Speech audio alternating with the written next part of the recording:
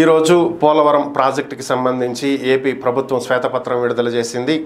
కొద్ది రోజుల క్రితమే 7 అంశాల మీద శ్వేతపత్రం విడుదల చేస్తామని చెప్పినటువంటి ప్రభుత్వం ముందుగా పోలవరం మీద ఈరోజు శ్వేతపత్రం విడుదల చేయడం జరిగింది. ప్రెస్ మీట్ ఏర్పాటు చేసి ముఖ్యమంత్రి చంద్రబాబు నాయుడు విలేకరులతో మాట్లాడుతూ ఈ శ్వేతపత్రాన్ని విడుదల చేశారు. దీంట్లో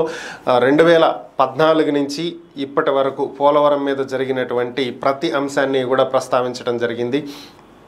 పోలవరం ప్రాజెక్టుకు బహుళార్థ సాధక ప్రాజెక్ట్ అని, ఉత్తరాంధ్ర నీటి సమస్యలు తాగునీటి సమస్యలతో పాటుగా రాయలసీమ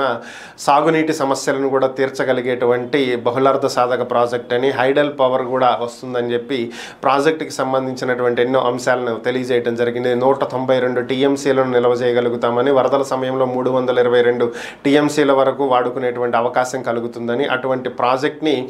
గత 5 ఏళ్లలో పూర్తిగా నాశనం చేశారని చెప్పి చంద్రబాబు నాయుడు తెలియజేయడం జరిగింది. ఈ సందర్భంగా ఆయన మాట్లాడుతూ 2019లో జరిగినటువంటి కేంద్ర ప్రభుత్వంతో జలశక్తి శాఖతో జరిగినటువంటి ఒక చర్చలో ప్రాజెక్టులో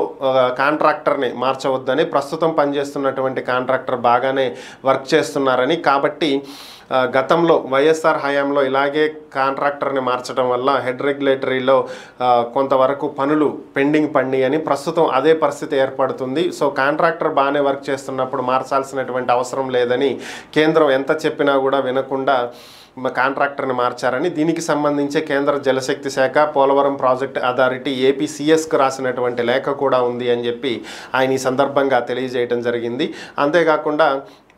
2020లో వచ్చినటువంటి వరదలకు డయాఫ్రమ్ వాల్ దెబ్బతింది అని చెప్పి హైదరాబాద్ ఐఐటి నిపుణులు గుర్తించడం జరిగిందని, ఈ విషయాన్ని జగన్ ప్రభుత్వం గుర్తించడానికి మాత్రం 2 ఏళ్ల సమయం పట్టిందని, 437 కోట్ల రూపాయలు వెచ్చించి డయాఫ్రమ్ వాల్ని 2018లో టీడీపీ ప్రభుత్వం నిర్మిస్తే, ఇప్పుడు దాన్ని బాగు చేయాలంటే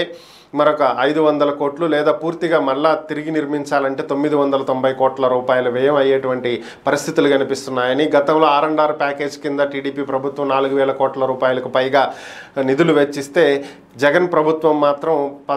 వాళ్ళకి భారీ ఆశలు చూపించి ప్రతి ఒక్కరికి అదనంగా 5 లక్షలు ఇస్తామని చెప్పి, అన్ని సౌకర్యాలతోటి ఇళ్ళు నిర్మిస్తామని చెప్పి, ఇలా అనేకమైనటువంటి ఆశలు పెట్టి చివరకు ఏమీ చేయకుండా వదిలేశారని, టీడీపీ హయాంలో నిర్మించినటువంటి పునరావాస గృహాల్లో కూడా మిగిలినటువంటి పనులను పూర్తి చేయకుండా గాలికి వదిలేయడం జరిగిందని, కేవలం R&Rకి 1600 కోట్లు మాత్రమే వైసీపీ ప్రభుత్వం వెచ్చించిందని, ఈ విధంగా అనేక రకాలైనటువంటి మోసాలతోటి 2021 జూన్లో కంప్లీట్ చేస్తామని ఒకసారి, డిసెంబర్లో కంప్లీట్ చేస్తామని ఒకసారి, 2022 జూన్ అని ఒకసారి, డిసెంబర్ అని ఒకసారి, చివరికి అసలు ఎప్పుడు కంప్లీట్ అవుతుందో మాకే తెలియదు అని చివరికి చేతులెత్తేయటం జరిగిందని, ఇక నుంచి పరిస్థితి ఈ విధంగా ఉండదు అని,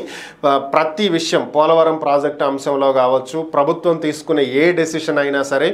ప్రతి ఒక్కటి వెబ్సైట్లో పెడతామని, ప్రజలకు అందుబాటులో ఉండేలా చూస్తామని, గత ప్రభుత్వం లాగా విషయాలు బయటికి రాకుండా చెయ్యము అని, ఎందుకంటే గత ప్రభుత్వం ఏది చేసినా సరే